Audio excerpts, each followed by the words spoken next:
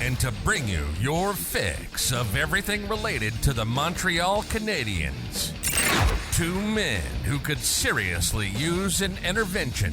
Your source of Habs talk, right from the rock. Right from the rock.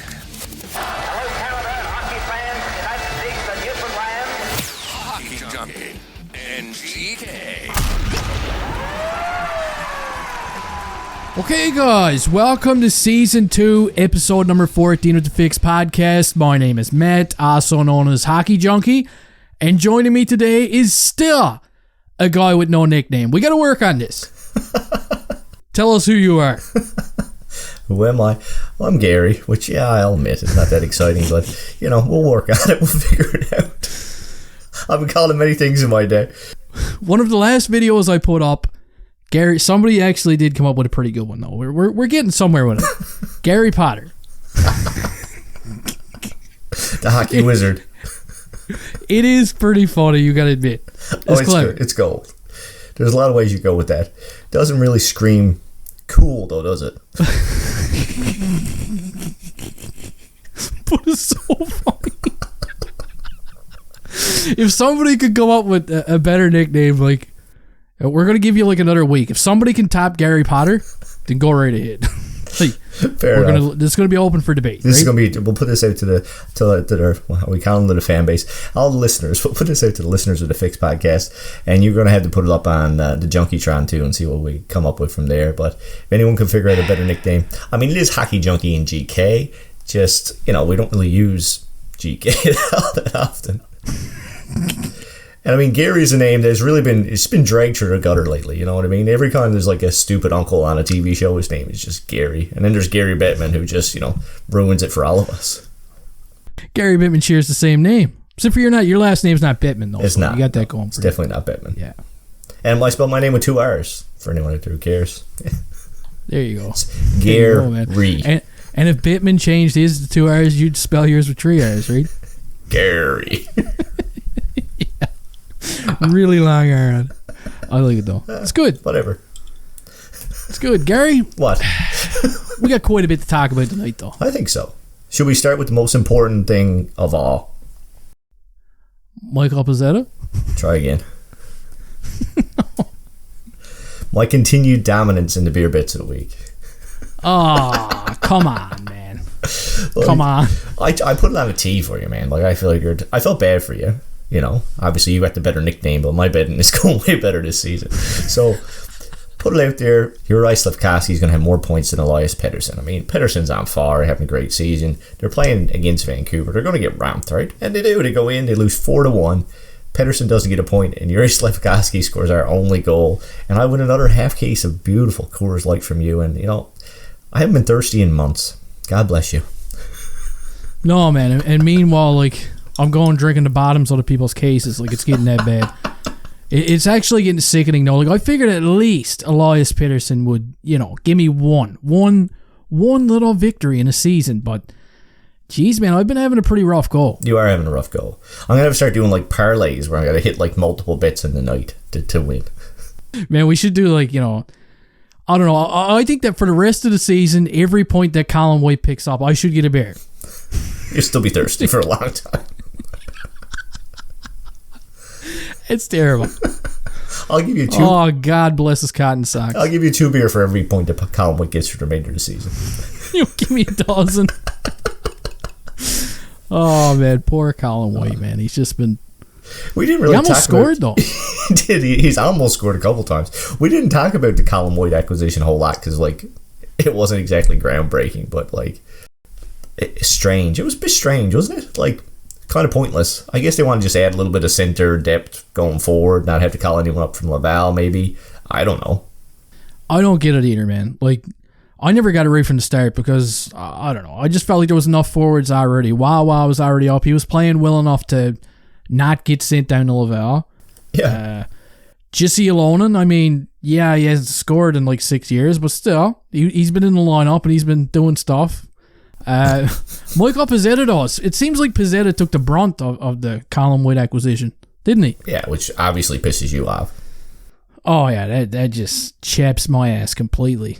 Yeah, that's a good way to get on my bad side right away. On the bright side, though, buddy, Martin St. Louis back with the Montreal Canadiens for tonight's game. Joined them in Colorado there. I think kind of surprised them in Colorado, actually. So, I mean, we obviously did a shout out to St. Louis last podcast and wished them well. And I think it came out recently that it was an injury to his son. And as a father, and you're a father, and both our kids play hockey, like that's something scary. And obviously, family comes first. So the fact that he's back with the team is, obviously things are going well on that end. So welcome back, Marty. Glad everything worked out for you, buddy. And we hope we don't lose you for any games anytime soon. Really happy that to see him back behind the bench too. I don't know about you, but I've just missed seeing him like behind the Habs bench. He's I don't know. He just seems like a good guy. Obviously, connects really well with the teammates. I don't know if you read on Twitter today, but apparently when they did get back to the hotel after the game, there was just it was really emotional. Apparently, yeah, I did hear that, man. And like you talk about like teams that win, and I know like Montreal they're still a little bit removed from when we're going to be a team that wins consistently and wins when it matters. But there's building blocks to those championship teams and teams that kind of do well and are good for a long time. And it seems like that bond that you need is really there with this team. And as they grow together and come up together, it seems like, that's growing among players. And as new players come in, they get kind of assimilated into that group. So, I mean, I think that bodes well for the future of Montreal Canadiens. And it's fun as a fan to watch that and see those things kind of grow and develop. And like I said, I hope it bodes well for the future. And I think it will. There's such a young group, too. You know what I mean? It almost seems like it's Marty's children anyway. Like, yeah, it's true, man. They're all so young. Even some of the guys who've been there for a while, you forget how young they are because they came into the league relatively young, and I mean these guys are all in their early 20s, and it's just to be. I mean, I remember when I was in my early 20s, I wasn't probably the most emotionally mature person out there, you know what I mean? I'm sure you weren't either. Well, maybe you were, I don't know. But, no. You know what I mean? Like, there's a certain level of maturity, it seems like, on this young roster that you don't always see with those players. And I'm sure they're still, like, out goofing around and doing things they shouldn't do, no doubt. But it does seem like they respect the jersey and respect the team. And there's a certain level of maturity that you don't necessarily see all the time from these young teams. So it's good to see. It is good to see. And speaking of young people, David Reinbacher. Absolutely. Just got into the mix, came over from Switzerland. Yes. Made a pretty big impact in his first game, Gary. He did. Do you want to? Holy shit. Yeah, man. Like, that goal, man, just blew me away. I watched the entire game. First two periods, noticed a lot of good things from him. Like, just, smart little heads-up plays. He wasn't really doing a whole lot of fancy, but I mean, it's his first two periods in the American Hockey League. I mean, cut the kid some slack. Absolutely. Right? But then all of a sudden, out of nowhere, in the third period, Laval needs a big goal, steals the puck, dangles the absolute shite out of that Ottawa defender. Like, just, see you later, man. Like, that's beautiful. Resign. Yeah, and then fires a beautiful shot on goal, scores. And man, you know what the best part was, though? Listening to the Laval announcers, like, they just went ape shit. Reinbacher! Like, and I was in bed, like the wife was next to me, she was asleep, and I was almost up dancing around, man, singing his name too. It was awesome. I almost got in big trouble that night, but it was fun. It was fun. And the team's reaction on the bench was really nice to watch too. Like, you see when he goes on the bench, everyone's pumping his tires, man. It's pretty cool to see. And then he plays next game, doesn't pick up a point. But then in his third game there, he gets an assist and plays really well. He's sliding in on the second pairing, if I'm not mistaken, right? Yeah. So I mean, he's playing relatively big minutes compared to where he was playing in over in Cloden, over in the NL. And I mean, 3 big games for the Laval Rocket. Yeah.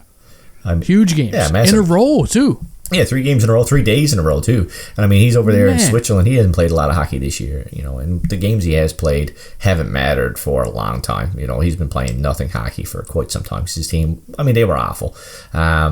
And to come into, a team that's in a push for a playoffs and that's, there and kind of hungry to win and to step in and play a big role in that, I mean, that's got to be a breath of fresh air for this kid to come into that environment from where he came from and then succeed on top of that. It's got to be an injection for him. So it's great to see him succeed and great to see the Laval push for the playoffs because they're in a tight race there, right? They are, yeah. And he comes in and shuts everybody up, dude. That's what I like the most about it. He just, puts a zipper on everybody's lips. And especially when you consider like the way they were talking to him first when he came over. I don't know if you noticed some interviews that he was doing with the media in Laval, but I hate calling these guys out, man, but it was pathetic. It was, yeah. They'd ask him the same question in like 5 different ways, like in an instant. You know what I mean? What went wrong over in Switzerland? Do you think that going over to Switzerland was a good idea? If you had your time back, would you have played in Laval instead of Switzerland? Like, man, I was just waiting for the kid to be like, shut up, man, or I'm going to get back on the plane and I'm leaving again. He did handle it well. It was annoying. And a couple of his answers were like, listen, I didn't play the season. I didn't play my season in Laval, so I can't answer you what it would be like. I played over there, and now I'm here, and I'm going to move forward with it. I think he handled it well, but it's almost like you were trying to push him to the point where he just kind of said, I'm so glad I'm back here now. It was shit over in Switzerland for the last couple of months, which obviously the kid wasn't going to say because, we don't want our players to talk that way. We want them to have character and respect, So why would you push this kid? I don't know, but I think he handled himself well, and he's going to have to get used to handling himself well. So, you might as well throw him into the fire right away, but maybe cut the kid some slack. He just got here. And then, like I said, he did an excellent job of shutting everyone up with the way he played and the way he's continuing to play, so it's great to see. That's why I should be the guy asking the questions. Don't you agree? I think you should be. All right, here's the thing we'll talk about. You got 2 questions to ask David Reinbacher. He just got off, let's say he just got off the ice after the 3rd win for the Laval Rocket. The microphone comes to you, Junkie, and you put it in David Reinbacher's face, and you ask him what? Okay, I'd be like, you're soon going to be 19 years old. What's the first thing you're going to do when you turn 19? Whatever he answers, it could be anything. I'm just going to be like, don't lie to me. David, no. All right, maybe it's not a good idea. I take it back. Maybe it's not a good idea. No, I think it'd be better than what they were doing, man. 100%. I'd put him in a chill environment. You know what I mean? I'd be like, David, man, I'm not even taping this shit. This is just for our own personal amusement. Yeah, we're going to talk about it on the fix later on. It'll be exclusive. Yeah. Oh, man, poor kid, though. But, I mean, like you said, he went in, he shut everybody up, and I hope he continues to do it for the rest of the season. Obviously, I don't expect him to get a point every single game, but, I mean, even little minor improvements every game is good enough for me. Yeah, and listen, if they can make to the playoffs right now, and he could get, a round in the AHL playoffs, and just play well, put up, even if he doesn't score hardly any points, but plays well defensively, plays big minutes and plays, his defensive role really, really well.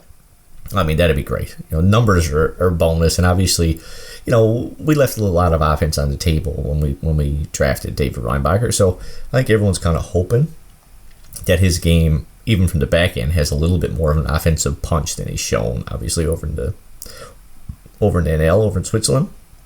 But yep. There's lots of time for that part of his game to emerge. Just come out, play solid defense, show why they drafted you. And I think they drafted him to be a strong defensive player who can skate and transition the puck. So just show those things. And if you score, it's a bonus, You watched some of the games, or I don't think you watched all of them, did you? I didn't watch all of them. I watched some of both of them, 2 of them. Yeah. So I just want to get your opinion on Logan Mailloux, man, because I don't know about you, but when I'm watching Logan Mailloux play, he looks miles ahead of everybody else on Laval's defense. Now, I'm not and I don't mean that in I'm not trying to disrespect nitpick anybody against Reinbacher. Yeah, especially Reinbacher. The kid just got here. No, absolutely. But I'm talking about Reinbacher aside. Let's even forget he's here. Logan Mailloux looks miles ahead of everybody else.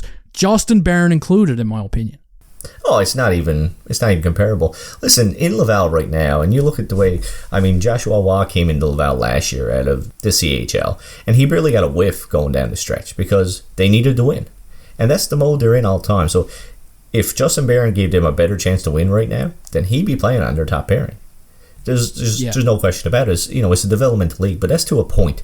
Those guys want to win. They want to make the playoffs. They want to win championships just like any other league. So whoever gives them the best chance to do that, that's who's going to get the ice time. And right now in Laval, there's no question that person, is Logan Mailloux. He does his defensive game, in my opinion, and you watch him more, but I do watch on occasion. I follow him statistically, and I read everything that's written about the kid. But his defensive game has grown so much, whereas one time he was a liability on the back end. That's every game, every 5 or 6 games, you see that decreasing a little bit more. He's become more and more dependable. And then, but he's not giving up the offense to do it. So when you combine those two things, he becomes scarier and scarier as a prospect every game, every 5 games he plays. So I'd love for him to get into the playoffs, have a strong run, and then see what he does next year coming into camp, because I think you're right. I mean, he's head and shoulders above people there. The same things they were saying about him in junior last year, that he was bigger and stronger than people. That's coming out in the AHL now, and that's not an easy league to do crazy. that. That's not an easy league to do that. No. Yeah, man. Like, and he looks like a veteran, man. He does. When I look at him, because he's so big and he's so intimidating, and just the way that he carries himself too. And one thing I love about him too, he's gonna get brownie points, but yapping at people. His mouth is just going nonstop, man. Like that one kid at recess, he just doesn't shut up nonstop throughout the entire game. It's wicked. Yeah, he's invested in it all the time, eh? So he's no shrinking violet, regardless of how you look at it. And we talked about there's different ways to impact a hockey game, but if you've got skill, you can shoot, you can defend, and then you also got a little bit of an edge to your game. Then that's just one more facet of his game that's going to be valuable moving forward to the NHL, as long as he can control it. And he seems to do a good job of controlling it in the AHL, so I can't imagine it won't translate over. This is what I love about the Habs decor right now. You got so many different breeds coming up. Logan Mailloux brings a lot of stuff to his game. Justin Barron still brings a lot of offensive upside to his game. I don't know if he's gonna be a lock on the Canadiens blue line one day, but even if he's not, I mean, he's a trade chip. He's valuable. He's got value. Adam Engstrom, Bogdan, Kanyushkov, they all got different things, and I don't know, man. Like Kent Hughes he's got such a mix to plug in on his blue line. He can have whatever he wants in the future. Looks like he's got the greediest looking blue line that I've ever seen. Man, and Xhekaj is a beauty. Jordan Harris is Ned Flanders. You gotta admit though, he is Ned Flanders. He's a bit Ned Flanders. And then you got guys like Kovacevic and Matheson and Savard, who are just decisions you're gonna make. And we haven't even talked about Lane Hutson. No, man, Frodo. It's crazy. It's absolutely crazy. It is. It is crazy. One more question about the defenseman. Shoot. Does David Savard win the Vezina this year? It's a good chance he will, man. Man, he made more stops than Caden Primo the other night in Seattle. Yeah, that's saying something. That was sick. Well, Savard's a beauty. I mean, he's willing to do whatever he needs to do. To stop a goal from going into the net, and there's something to be said for that, man. Just sometimes it's not pretty with Savard. Sometimes it's very unpretty, as a matter of fact. But he'll do whatever it takes to keep the puck out of his net, and he'll be as physical as he needs to be, and he won't back down from anyone, man. So we talked about before about all right, if you had to keep one of Matheson and Savard, which one would it be? And when you look at Matheson's offensive numbers, it's hard to say, I think I'd keep David Savard, because, that doesn't make a whole lot of sense from an offensive perspective. But, Montreal's got so much offensive punch from their back end. What they don't have is, mentoring veterans who can kind of, settle down some of these kids. And we talked about that before, who does a better job of settling down your young guys? Does Matheson do a better job of settling those guys down? Or does David Savard do a better job of settling those guys down? And obviously Savard does a better job of that. So it's just a matter of what Hughes is going to prioritize moving forward. It's going to be interesting to see. And maybe he keeps them both. It's just with so much young talent coming up, it's hard to keep both of those guys on the roster. So it's going to be interesting. Interesting offseason, interesting next season. Everything's going to be interesting. You're right, though. David Savard, he does bring a calming factor to his game, doesn't he? He definitely does. And then you got Mike Matheson scoring that shorthand goal the other night, looking like Bobby Orr out there. You know what I mean? So, it was a beauty. God. He played fantastic. And for the most part, he's not a liability on defense. I know we kind of poke fun sometimes. He's a bit Jekyll and Hyde. And he can be that. But by and large, his game is solid, or at least sound defensively, and he does add a good offensive punch to the game. So, either way, he's a huge asset. Whether we move him out and you'll get something. If you're looking to add a significant piece, you got to move a significant piece, and he is a significant piece that you can move out and maybe not completely miss, that you could replace with something that you got in your own lineup right now. So, it's not that when I talk about moving or the possibility of moving Mike Matheson, I could get roasted out on social media for that. Worse than Arber Xhekaj getting roasted right now. But you're not getting roasted that bad. No, that's right. Definitely not getting roasted that bad. But it's not that I don't like him. It's just I see the way a roster is going to be constructed moving forward, the logjam that's on our defense, and what we need and what we can move to get that. And Mike Matheson's one of the trade chips, one of the assets that we could move potentially and get something that we do need. So I just kind of weigh in all the options here. And during the off season, perfect time to do something like that. Yeah, Mike Matheson, man, that goal that he scored the other night was one of the nicest goals that I've seen a Canadiens player score all season long. That was incredible. And you know what? I watched that game and one side of my face was red while I was watching that game. You want to know why? Why? Because they scored one and I was okay. Then they scored two in the first period. Now I'm starting to slap myself. Am I dreaming? The third goal goes in, whap, right across the face again. Fourth goal goes in. Like, man, I was in complete shock. Like, when have we ever seen the Canadiens like fire like that in the first period? Or any period? It's been a long time, man. Oh, that was crazy. I would have drove Bonavis just to slap you to see if you were awake. Oh, man, you should have. We could have had a beer. Well, one of my beer, because you don't have any. You're a dick. Oh, man, somebody's got to find this guy a friggin' nickname. So what's next? What's next on the agenda here? Let's move on. Let's quit talking about me losing bits. We gotta move on from All right, this. let's talk about, before we get on to anything else, let's talk about Lane Hutson.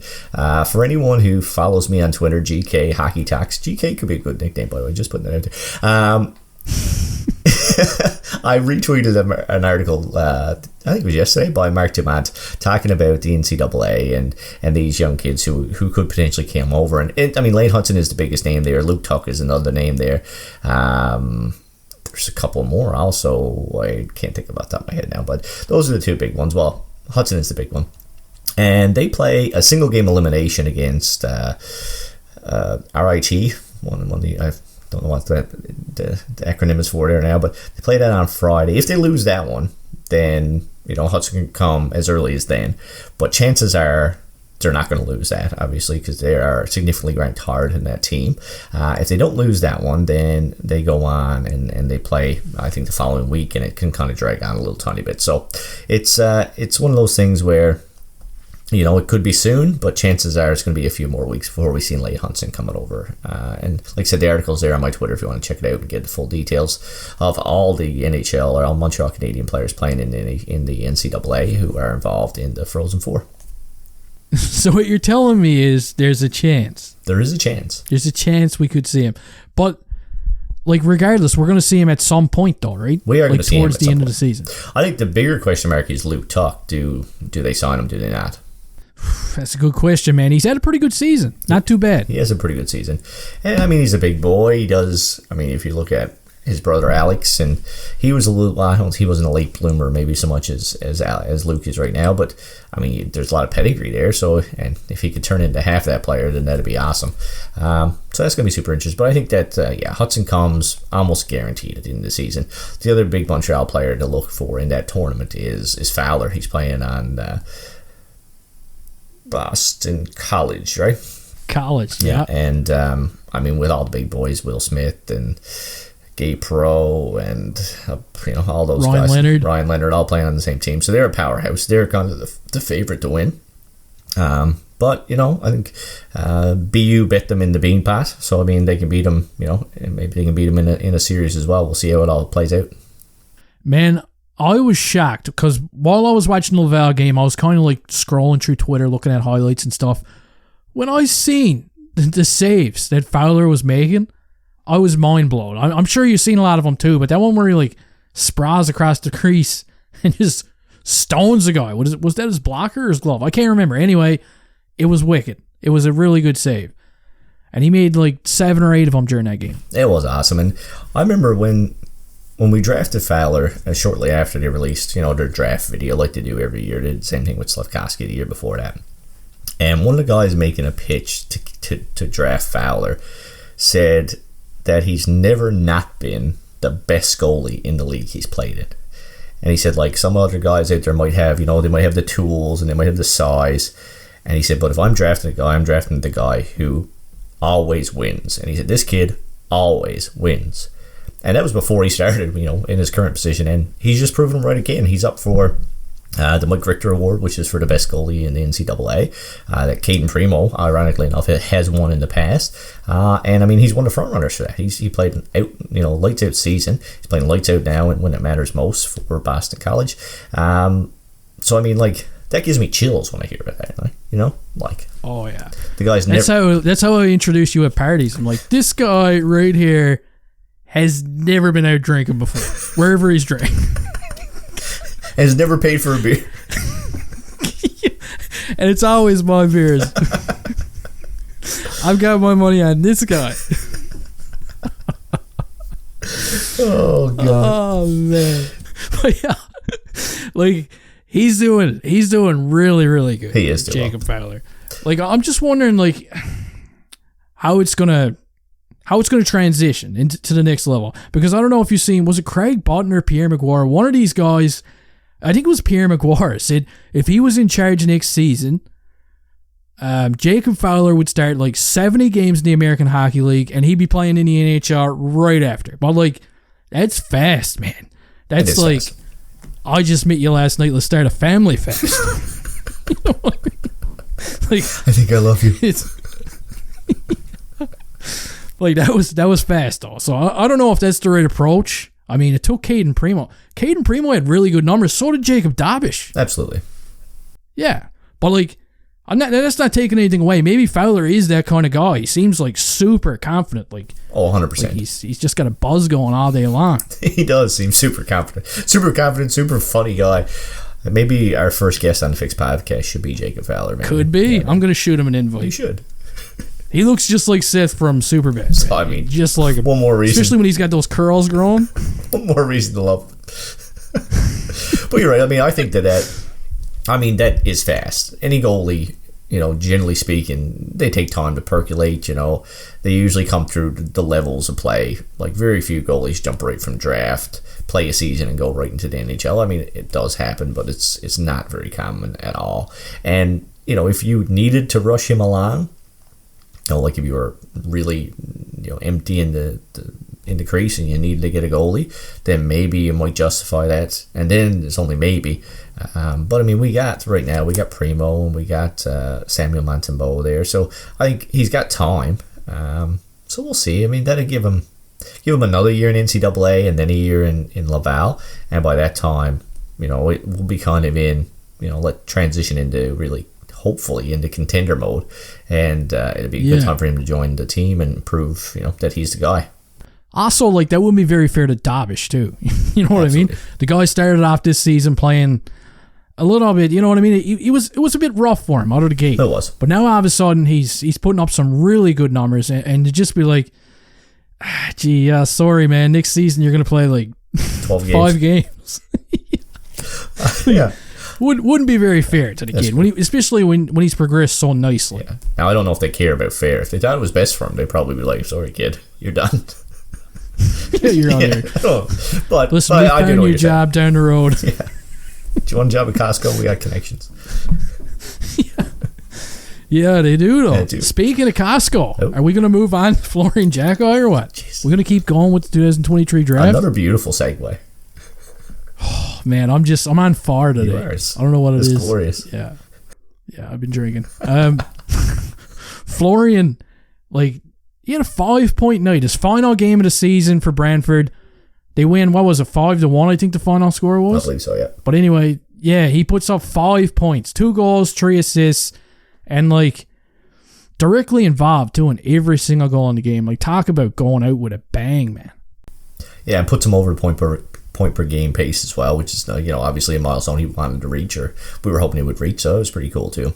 Yeah. 34 goals on the season, too. Jeez.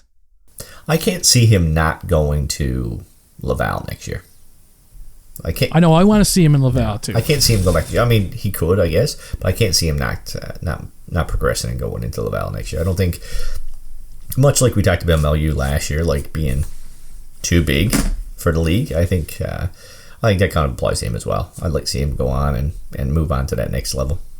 You know what? I was thinking he was going to get 40-something points this year. Like at the beginning of the season, right? That's what I was expecting. Been happy with that. 25. Yeah, like he got 25 last season. And now all of a sudden he's putting, or was it 29? 25 or 29, I don't know. For some reason, one of those numbers are ringing a bell. But I would have been happy with 40-something points. But to go above and beyond by that much and end up being the first-line center on the team. Yeah, it's impressive, man. Goes show, too, like, your coach having confidence in you goes a long way, too. Because the coach came into the regular season at the beginning of this year and said, like, kids put on mass. You're going to be surprised by his offensive output this season. So when your head coach comes out and says that about you going into the season, you got to feel pretty good.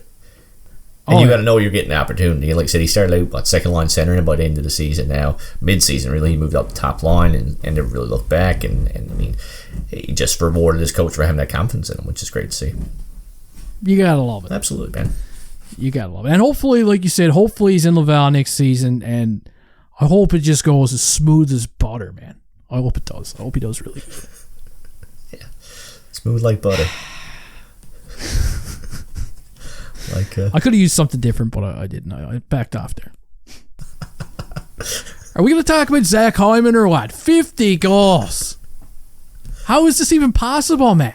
I don't know. I remember like a few years back when everyone was bickering about he was better than Gallagher, and I was even getting like half defensive back then. I was like, give it up.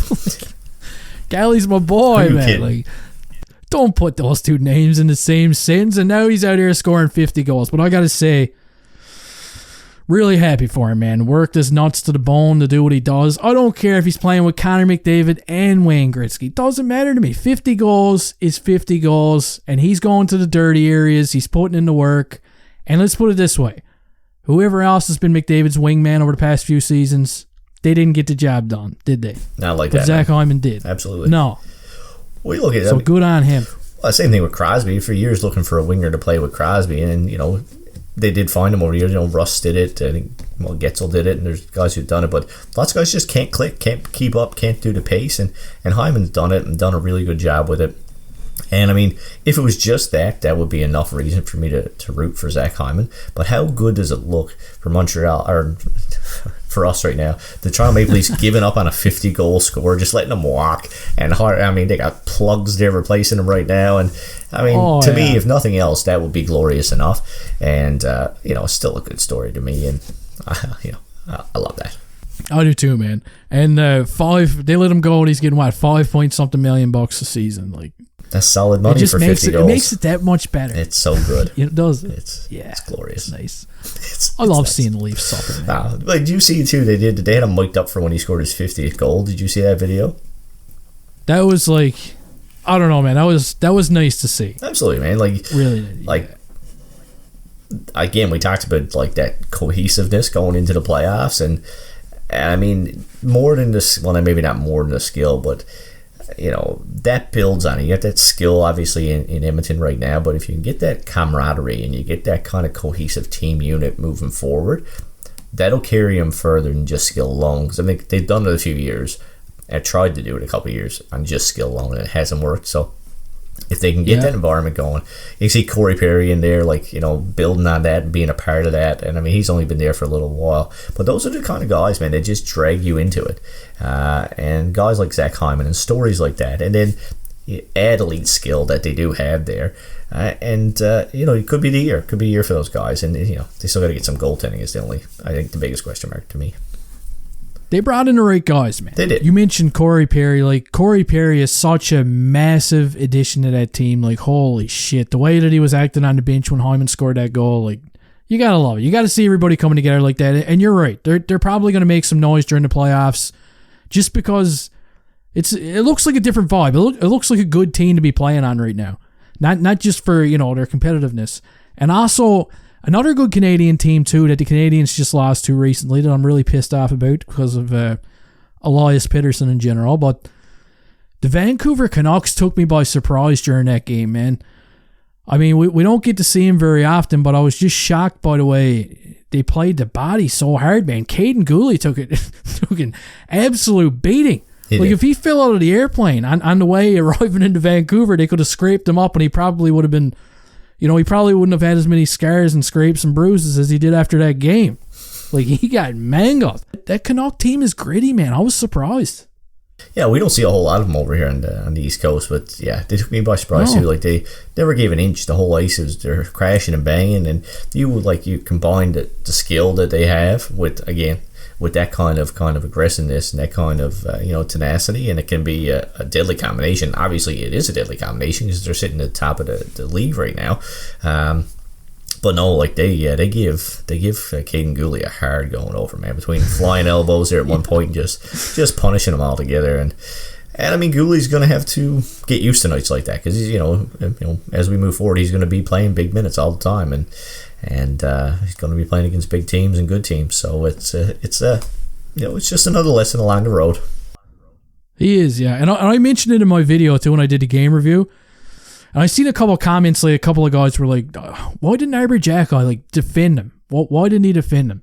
But I mean, the way I look at that, man, is Arber Xhekaj defended Caden Gooley in, what was that, the first game of the season against Ryan Reeves, a much bigger opponent. Absolutely. But like when I was watching Caden Gooley get bumped around the other night, it was from guys like Höglander. Like, Gooley's 6'3". I know he's had a concussion issue before. He's probably not going to do it, but I mean, the guy's a runt. Like, try and rough him up a little bit or do something. Like if he feels like he should. Like, I don't think that Xhekaj needs to go in and mix it up with a guy like Höglander. You know what I mean? No, not for Caden Gooley. Another thing is, like, they're not defensive partners either, so they're not on the ice at the same time.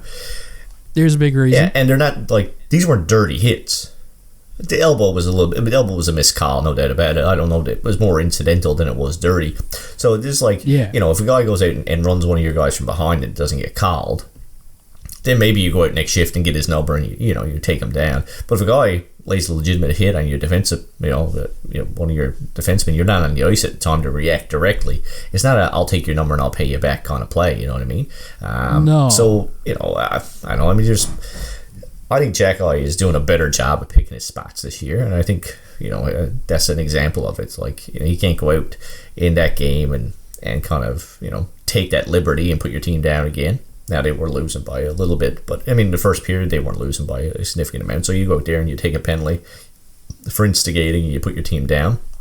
And it's just kind of... And he's in trouble. Yeah, and he's in trouble, right? So I think he's got to pick his spots, and that wasn't one of the spots in my mind. It wasn't an instant where it's like bang, bang reaction, and that play deserves, an immediate reaction. So I thought, I don't think that was the right play. So yeah, I don't have any issue with Xhekaj not dropping him there, because it wasn't the guy, of his caliber really dropped the gloves with. Yeah, exactly. I mean, Höglander's not going to drop the gloves with Xhekaj. No, that's not. He's just going to curl up in a ball and pray. It was pretty funny, though, seeing Cole Caulfield body Elias Pettersson into the boards. Yeah, that's why he didn't score. I didn't notice that. What was that's that? why he didn't score. He's too intimidated by Cole Caulfield. Oh, he probably was, man.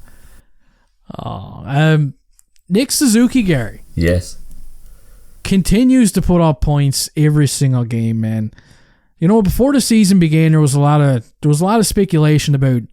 I don't know. I just seen a lot of people saying Nick Suzuki is not a number one center on a cup contending team, which, I mean, that's still up for debate, in my opinion. Like, he's doing really good right now, but, like, in my opinion, if Nick Suzuki is your number two center, then you got a guy like Connor McDavid or Nathan McKinnon playing that 1C position. Like, Nick Suzuki is the driver of this team, man. Like, he's in charge right now. He was in charge last season. He made a lot of players last season look way better than what they were. Oh, absolutely. He was given shit, and he turned shit into bread.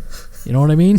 Some really majestical stuff going on, but I'm just a big fan of his game, and I'm happy that this season he's picking it up, and he's gonna get over 70 points this year, which is gonna be insane. Absolutely. I mean, to me, it depends on how you look at it. Like right now, I think the Montreal's top line is producing like the top line in the NHL, and that's without Cole Caulfield scoring at his, close to 40 goals a season pace, which I think he will get back to. I mean, we said it time and time again, I think Cole Caulfield hit 40 goals multiple times in his career.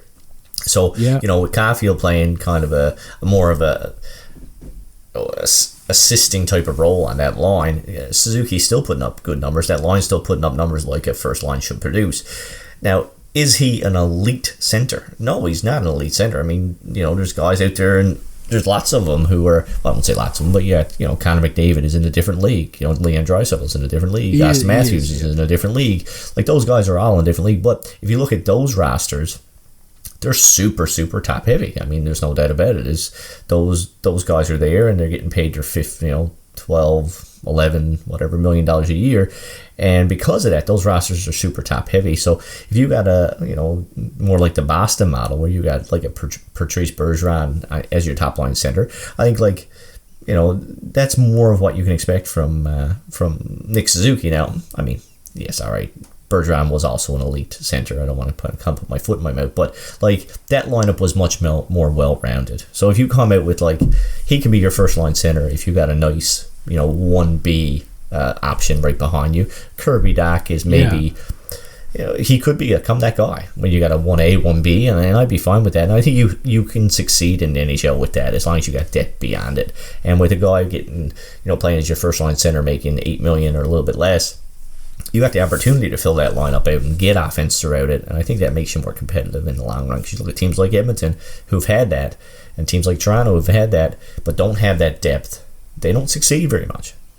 No, exactly. And I like how everybody compares him to Bergeron too, because when I look at these players, they are really similar. I see where everybody's coming from. There's a lot of similarities between them, and I feel like that's the way his career is going to kind of traject. You know what I mean? And getting more and more similar all the time, because Suzuki's defensive game this season has been, it's taken a significant step forward compared to his first few seasons in the NHL. So, I mean, that's what you want to see. You want to see growth and continued growth. And his point total is going up this season, and he's put up much better defensive numbers as well. I mean, so that's massive growth from a guy who's been in the league for a few years already. I love the little bastard, man. And I also love the big bastard, Uri Slavkovsky. And I'm still a little pissed off that he didn't get that goal the other night against Seattle. Man. That was his goal. I think it was his goal, too. Luckily, he did get... You do? I think it was his goal. It looked like it was his goal to me. It did, didn't it? I guess there was no conclusive proof, but it looked like it was his goal to me. And then he still... Remember, they didn't give him the assist on the last goal, and I was like, man, he touched that puck. That was his clear, and they did give it to him afterwards. So at least he got his point, I was like, man, he definitely should have got a secondary assist on that goal, and then they gave it to him afterwards. So I was glad to see that, because I like it. I mean, to me, point streaks or whatever. I know it doesn't matter in the grand scheme of things, but I think for his development and his confidence going forward, getting the streaks and consistently putting up points, I think that's good for his development long term. Because confidence matters, man. Having that swagger, it all matters. I like watching Nick Suzuki right now. I like watching Cole Caulfield, but still, Uri Slavkovsky is my favorite player to watch this season.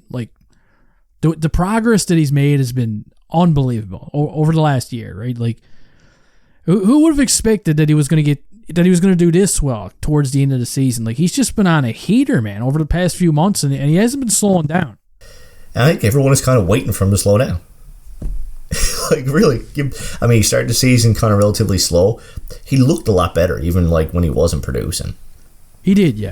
But the numbers weren't there. And at the end of the day, it's Montreal. And numbers matter, but they should or not.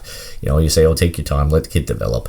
But it matters. Whether it should or not, it matters. And right now, he's been playing fantastic, and it just seems like it just keeps going. If he can keep at this pace to end out the season, then coming into next season, I think he can come into the season with that swagger, you know what I mean? And that's great to see, man. Because he's so big and strong. He's got so many tools there at his fingertips. And, if it continues to develop, the sky's the limit for this kid. And I like it when Montreal looks like they made the right decision, because it doesn't always look that way. Let's face it, in the draft, historically, in my time, they haven't always made the right decision in the first round. So this time, first overall, in a draft that, had a lot of question marks in the top five, to look back at it now and say, well, maybe not a home run that it was the right decision, but it looks a lot closer to that now than it did, say, at the time. It does, man. I'm really happy with the results. And it gives me hope for, the future, too, with this current management team. You know what I mean? Absolutely.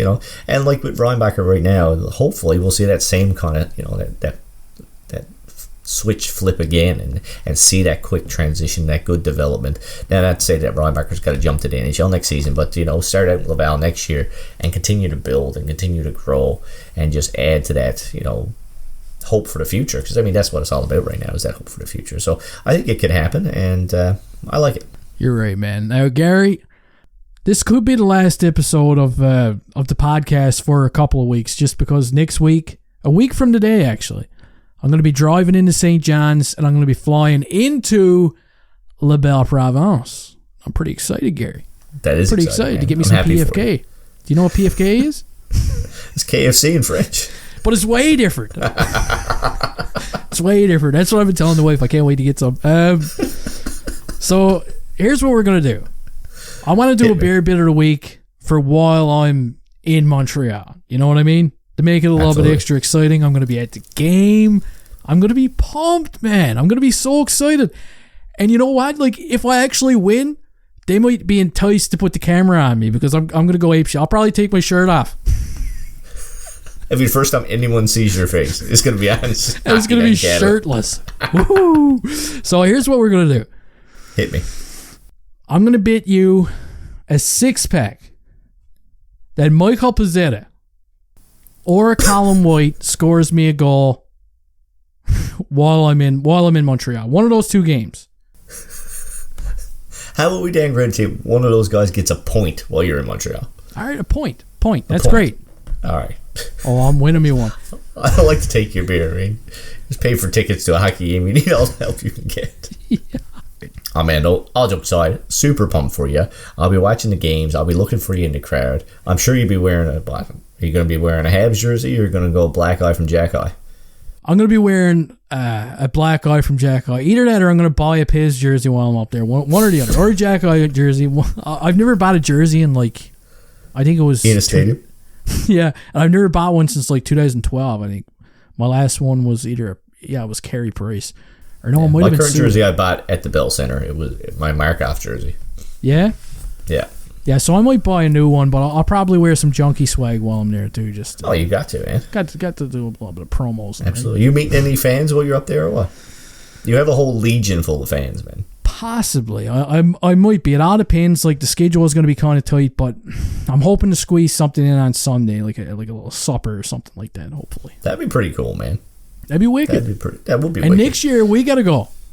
Oh, 100%. We're going to go next year. We're going to do a whole fix thing. It's going to be we should awesome. Also do we should do a St. John's thing and see how many Newfoundland fans we got there. Anyone out there in fixed land, in junkie land, who's from Newfoundland, who'd like to see something on the go on George Street, just give us a little mention there in the comments, and maybe we can make it happen, sooner rather than later. Yeah, we can all drink till we pass out or something. Absolutely. Sounds like a good time. Everybody can drink my beer. It's all on junkie. We'll do bets all night. Well, there you have it, guys. Another beautiful episode of the Fix Podcast. For anyone out there, if you like the podcast, hit like, hit subscribe. As junkies say, take a high stick to it if you got to. And from Hockey Junkie and GK, man. Well, see you next time.